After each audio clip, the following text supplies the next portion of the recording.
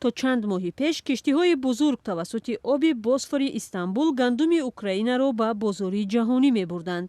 акнун киштиҳо аз ҳаракат мондаанд.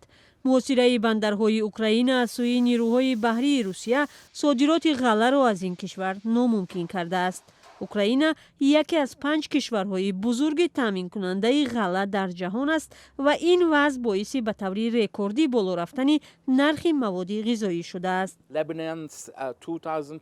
лубнон соли 2020 75% ғалларо аз Украина ворид кардааст.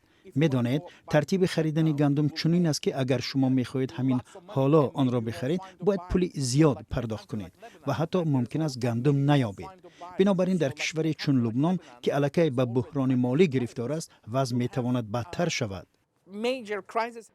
хатари буҳрони озуқа дар ҷаҳон баъзе кишварҳои узви НАТО-ро водор кард ба ин масъала дахолат кунанд.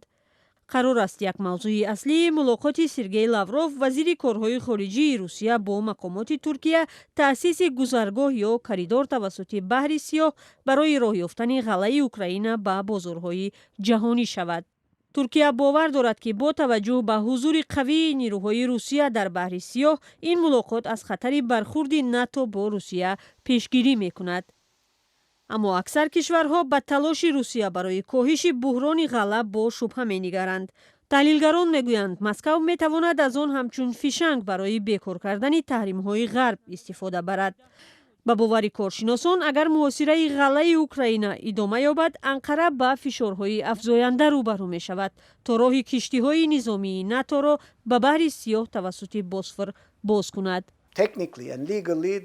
гулугоҳҳо барои киштиҳои низомии Русия ва Украина аз нигоҳи техникӣ ва ҳуқуқӣ баста шуданд. Туркия аз кишварҳои дигар хост ки киштии ҷангӣ нафиристанд. эҳтимол дорад аз Туркия талаб мешавад ки киштиҳои низомии НАТО ё ягон кишвари узви онро ба ҷанг фиристад. ҷанги Русия ва Украина дар воқеъ имкониятҳои Туркияро танг мекунад.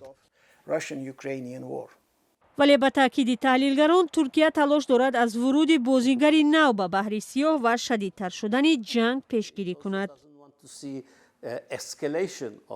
туркия ҳамчунин намехоҳад бо ворид кардани нерӯҳои нав ба мисли НАТО дар баробари русҳо вазъро шиддат бахшад, зеро ин кор сабаби хатари бештар ба амнияти тамоми Туркия ва минтақа хоҳад шуд.